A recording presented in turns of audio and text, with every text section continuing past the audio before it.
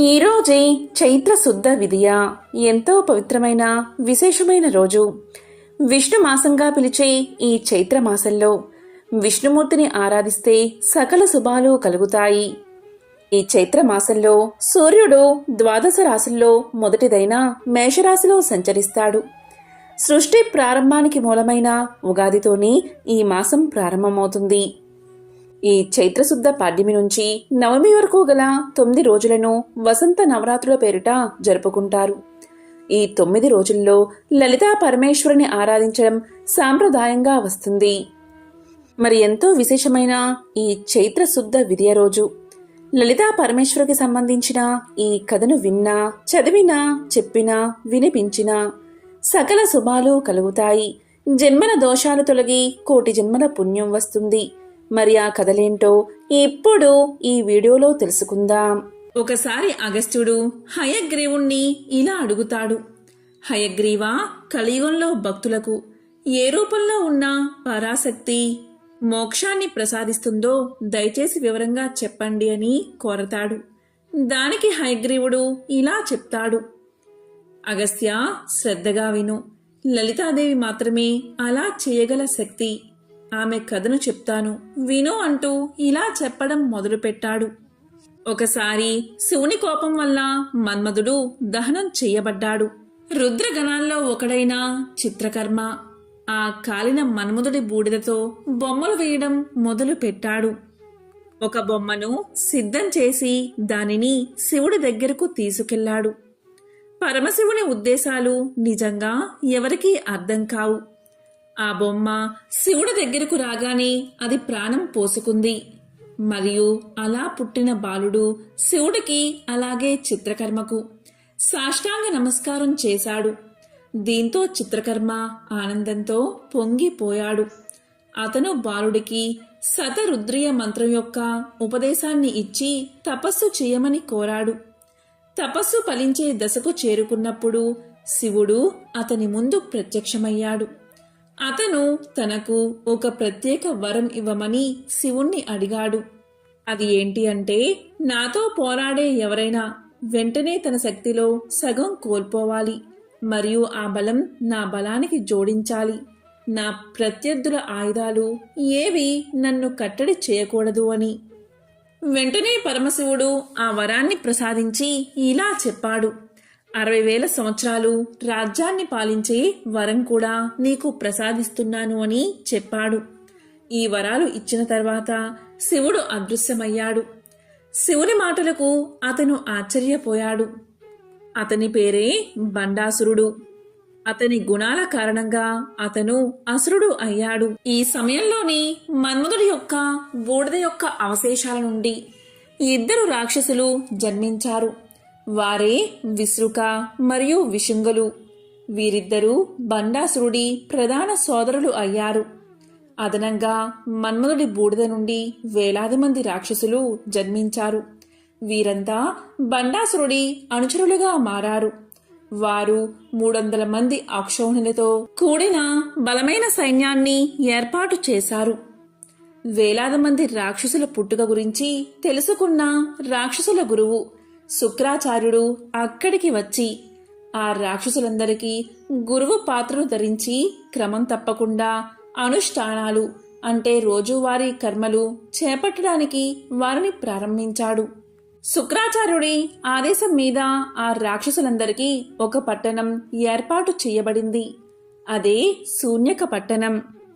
శుక్రాచార్యుడు రాక్షసులందరినీ కొత్త నగరానికి తరలించమని కోరాడు. ఆ రాజ్యానికి బండాసురుణ్ణి రాజుగా పట్టాభిషేకం చేశాడు. విశ్రుక అలాగే విశంగులను యువరాజులుగా చేశాడు. బండాసురుడికి 4 భార్యలు: సమ్మోహిని, కుముదిని, చిత్రాంగి, సుందరి. బండాసురుడు అలాగే అతని సైన్యం దేవతలను చంపాలనే ఉద్దేశంతో గాలి రూపాన్ని ధరించి స్వర్గంలోకి ప్రవేశించారు. మొదటగా దేవదూతల మనసులోకి ప్రవేశించి వారి మానసిక సామర్థ్యాలను ఎండబెట్టారు. తరువాత దేవదూతల ముఖంలోకి ప్రవేశించి వారి అందాన్ని దోచుకుని వికారంగా మార్చారు. స్వర్గంలో ఉన్న స్త్రీలు మరియు పురుషులందరూ నపుంసకులు మరియు మందత్వాన్ని పొందారు. ఒకరిపై మరొకరికి ప్రేమ లేకుండా పోయింది. ఇక యువరాజైన విశ్రుకుడు తన బృందంతో కలిసి భూలోకంలోకి ప్రవేశించి అక్కడ ఉన్న జీవులకు కూడా అందం లేకుండా చేశాడు. ఒకరి పట్ల మరొకరికి ప్రేమ గౌరవం లేకుండా చేశాడు. ఇక మరొక రాకుమారుడు విషంగుడు అతని బృందంతో కలిసి రసాతలంలోకి ప్రవేశించాడు. అంతా విధ్వంసం సృష్టించాడు. నాగలోకంలో ప్రతి ఒక్కరూ సుష్టమైన కారణం లేకుండా దుఃఖంతో బాధపడుతూ ఉండేలా చేశాడు. మన్మధుడు చనిపోవడంతో రతీదేవి దుఃఖ సాగరంలో మునిగిపోయింది. మన్మధుడి స్నేహితుడైన వసంతుడు రతీదేవిని ఓదార్చాడు. రాక్షసుల అకృత్యాల వల్ల సూర్యుడు, చంద్రుడు, నక్షత్రాలు కూడా ప్రకాశాన్ని కోల్పోయాయి. పార్వతీదేవి కూడా నిస్తేజంగా మారి తపస్సులో మునిగిపోయింది. స్వర్గంలో బ్రహ్మతో సహా దేవతలందరూ ఏం జరుగుతుందో ఏమి జరగబోతుందో అర్థం చేసుకోలేకపోయారు. తమ కష్టానికి పరిష్కారం చూపమని శ్రీహరిని ఆశ్రయించారు. అప్పుడు శ్రీహరి ఇలా పలికాడు: మీరందరూ మీ శక్తులను ఎందుకు హరించుకుపోతున్నారు అని అడిగాడు శ్రీహరి. దేవతలు తమ కష్టాలు మొరపెట్టుకోగాని శ్రీహరి దేవతలందరినీ విశ్వం అంచు దగ్గరకు తీసుకువెళ్ళాడు. అక్కడ కంచెలాంటి పెద్ద గోడ ఉంది. దేవదూతలు గోడను బద్దలు కొట్టడానికి ఖగోళ ఏనుగులను పిలిచారు. 1 సంవత్సరం పాటు నిరంతరం శ్రమించడంతో గోడలో చీలిక ఏర్పడింది. చీలిక గుండా వెళ్లిన తర్వాత వారు చిన్మయ ఆకాశాన్ని చూశారు. ఇది స్వతంత్ర, కల్మషం లేనిది, పంచభూతాలు లేనిది. వారందరూ ఆ చిన్మయ ఆకాశంలో నించుని చిదాకాశ స్వరూపుడైన మహాశంభుని మహిమను గానం చేశారు. వెంటనే మహాశంభుడు వారియందు ప్రత్యక్షమయ్యాడు. పక్కన పరాశక్తి కూడా ప్రత్యక్షమయ్యింది. అప్పుడు మహాశంభువు నవ్వి ఇలా పలికాడు: మీరందరూ ఇక్కడికి ఎందుకు వచ్చారో నాకు తెలుసు. విధ్వంసం 3 రకాలు: అవాంతర ప్రళయ, మహాప్రళయ మరియు కామప్రళయ. మహాప్రళయం నుండి ప్రపంచాన్ని రక్షించే బాధ్యత నాదే. అవాంతర ప్రళయం నుండి రక్షించేవాడు విష్ణువు. కామప్రళయం నుండి రక్షించేది లలితా పరమేశ్వరి. ఈ 3 రకాల ప్రళయాలు ప్రతి కల్పంలో చక్రీయ పద్ధతిలో జరుగుతాయి. ఇప్పుడు కామ విధ్వంసం కారణంగా మరియు బండాసుడి చర్యల కారణంగా కామిక ప్రళయం జరిగింది. లలితాదేవి మాత్రమే ఈ పరిస్థితి నుంచి రక్షించగలదు. పరాశక్తి ఒక్కటే మరో లలితాదేవిని సృష్టించగలదు. అందుచేత ఆమెను ఆశ్రయించండి, సహాయం చేయమని వేడుకోండి అని పలికాడు శంభువు. అది విన్న దేవతలకు ఏం చెయ్యాలో తోచలేదు. పరాశక్తిని ప్రసన్నం చేసుకునే పద్ధతిని చెప్పమని మహాశంభుణ్ణి ప్రార్థించారు. అప్పుడు మహాశంభుడు ఇలా చెప్పాడు: దీనినే మహాయాగమంటారు. నేను ఈ యాగంలో పూజారిని. నా చిదగ్నియే ఈ యాగంలో అగ్ని. 7 సముద్రాల్లో చివరిది అంటే జల సముద్రం ఇప్పుడు ఎండిపోయింది. అలా ఏర్పడిన భారీ గొయ్యే హోమగుండం. మిగిలిన 6 మహాసముద్రాలు నైవేద్యంగా ఉపయోగించే 6 చుక్కల నెయ్యిని కలిగి ఉంటాయి. సృష్టి 5 రకాలు: మానవ సృష్టి, జరైవీ సృష్టి, అండ సృష్టి, స్వేదజ సృష్టి, అలాగే ఉద్భిజ సృష్టి. భూమి, పర్వతాలు, జలం, వాయు మరియు ఆకాశం ఈ 5 ఈ అగ్ని యాగంలో ఉపయోగించే పదార్థాలు. అగ్ని మూలకం 5 మూలకాల్లో ఒకటి. నా చిదగ్నిలో ఒక భాగమైనందున సమర్పించవలసిన పదార్థం కాదు. ఇక ఈ విధంగా యాగం చేస్తున్నప్పుడు మీరు చివరగా హోమగుండంలోకి దూగాలి. అప్పుడు లలితా పరమేశ్వరి ప్రత్యక్షమవుతుంది. ఆమెను చక్రరాజ రథం అనే రథంలో కూర్చోబెట్టాలి అని చెప్పగానే దేవదూతలు అలాగే దేవుళ్ళు సంతోషించి మహాశంభుణ్ణి హోతగా నిలబెట్టి యాగం కొనసాగించమని వేడుకుంటారు. పరాశక్తి, మహాశంభులు అదృశ్యమవుతారు. హోమం ముగిసే సమయానికి లలితాదేవి చిదగ్ని హోమకుండ నుంచి చక్రరాజరథం అనే ప్రత్యేక రథంపై కూర్చుని వస్తుంది. అందువల్ల లలితా సహస్రనామంలో చిదగ్నికుండ సంభూత, దేవకార సముద్యత మరియు చక్రరాజ రథారూఢ సర్వాయుధ పరిశ్రుత వంటి వర్ణనలు మనకి కనిపిస్తాయి. లలితాదేవి 23 మంది శివచక్ర దేవతలను సృష్టిస్తుంది. శ్యామలాదేవిని ప్రధానమంత్రిగా పెట్టుకుంటుంది. వార్తాళీదేవిని తన సైన్యానికి అధిపతిగా చేస్తుంది. అందుకే వార్తాళీదేవిని దండనాథ దేవి అని కూడా పిలుస్తారు. ఆమెని వారాహీదేవి అని కూడా అంటారు. లలితాదేవి 4 మహాసముద్రాల నుండి వెలువడే శబ్దాన్ని డంకా మోగిస్తూ అనేక ఇతర వాయిద్యాలతో బండాసురుడిపై యుద్ధానికి బయలుదేరుతుంది.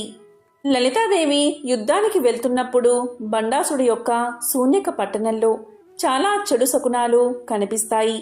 పరిస్థితిని అంచనా వేయడానికి, విశ్లేషించడానికి బండాసురుడు తన సోదరులైన విశ్రుక మరియు విషంగులతో కలిసి అత్యవసర సమావేశాన్ని ఏర్పాటు చేస్తాడు.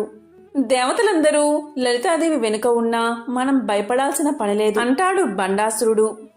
లలితాదేవి బండాసురుడి సోదరులను చంపేస్తుంది. ఈ విషయం తెలుసుకున్న బండాసురుడు దుఃఖంలో మునిగిపోతాడు. అతను తన 30 మంది కొడుకులను యుద్ధానికి పంపుతాడు. ఈ వార్త విన్న లలితాదేవి కూతురు బాలాదేవి ఆ రాక్షసులతో యుద్ధం చేస్తాను అంటుంది.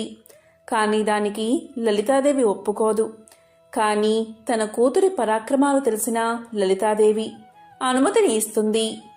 బాలాదేవి బండాసుడి కొడుకులతో భీకర పోరును ప్రారంభిస్తుంది.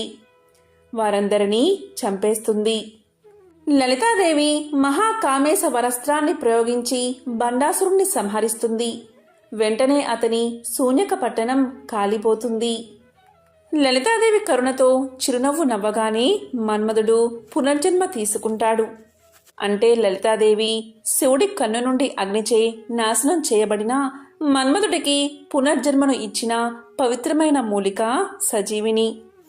ఎంతో పవిత్రమైన విశేషమైన ఈ కథను ఈరోజు విన్నా, చదివినా, చెప్పినా, వినిపించినా సకల శుభాలు కలుగుతాయి. జన్మల దోషాలు తొలగి కోటి జన్మల పుణ్యం వస్తుంది.